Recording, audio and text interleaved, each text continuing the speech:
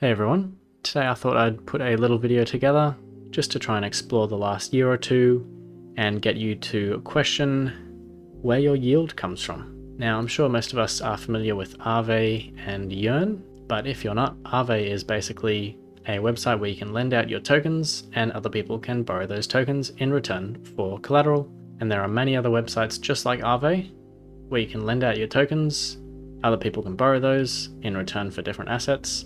And Yearn kind of simplifies that, so you can literally just deposit your tokens and it'll lend it out to whichever platform has the highest yield. But what I thought I'd do is just look back and review the platforms and websites that everyone loved. There was lots of hype around, but not too many people really questioned where the money came from. Now with Aave, it seems pretty obvious. For example, you could deposit your ETH tokens, you get 2.19%. And if you want to borrow some ETH, you could deposit some Tether, Curve tokens, anything like that, and then you can borrow it for 4%. So here it's pretty obvious that you have to pay more than you deposit it for. So that's obviously where the yield is coming from for that. With Yearn, it's not as simple because Yearn basically goes to all the other different Aave clones and places where you can lend your tokens to find the best website to lend it to and does the job for you.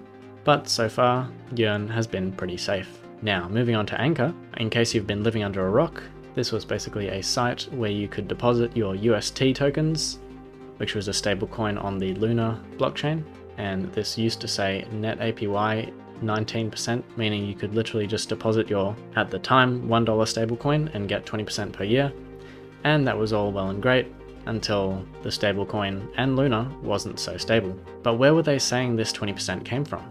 Well, if we take a look at one of these explainers, we can see it's one of three things. The B assets, which were basically tokens that were staked, and the protocol would sell that by UST to be able to give to the people who deposit UST. The high fees, because you had to pay 15% to borrow the UST, which makes up at least 15% of it, which is great. And the yield reserves, so any other fees or anything that Anchor generates, then it goes to that. So here's a good little picture of where the 20% came from. So we got the interest, the 15%, and the yield of the deposited assets. But unfortunately, just a few too many people wanted their money back, and what happens next is history. Next we've got Celsius, that 1.7 million people are quite aware of and quite unhappy with, because what they advertised, and if you can see in this little picture, it was 8% on stablecoins, 4% on ETH, almost 6% on Bitcoin. These were crazy numbers. And because we were in the bull market and everything was going up, no one really questioned it. And if we go to their about page, they were launched in 2018. Alright, awesome. But where is the yield coming from? Let's click on the earn page and take a look. Doesn't seem to say too much. Now, I remember this page, it was all 8%. You could deposit your USDC and you'd get 8%, which was great. But where was the yield coming from?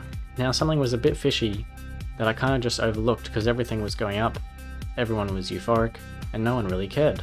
Because unlike Aave, where you could deposit some Tether, you'd get 2%, or borrow it, and you'd pay 3%, with Celsius, you could deposit your USDC for example, you'd get paid 8%, and you could take out a loan and borrow USDC for less than 1%. Something didn't quite add up, but unfortunately I didn't question it at the time.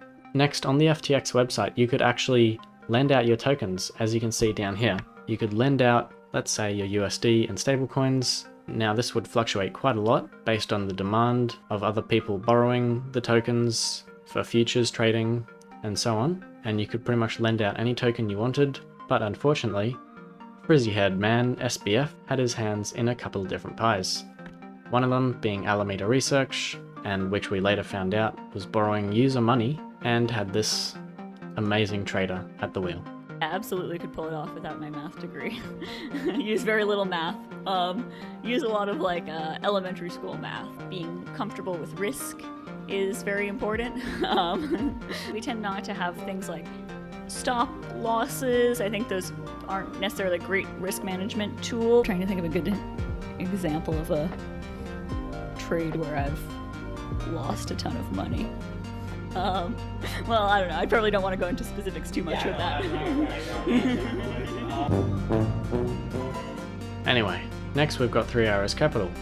Now you may not have heard of that because they weren't a place you could deposit your money, they weren't a platform you could lend to, they were more of a trading desk that kind of borrowed from a whole lot of different people. One of the companies they borrowed money from was Blockchain.com, Voyager Digital, Genesis Trading, and BlockFi, who were actually lending out to 3 Arrows Capital, who didn't do a great job of trading, lost a lot of money, and unfortunately pretty much all the people that listened to old mate Pompliano here.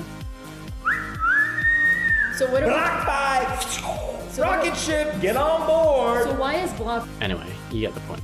But if you're still listening and you're still sticking around in the crypto community, what I want you to do is next time you lend out your money or crypto, ask yourself, where is the yield coming from?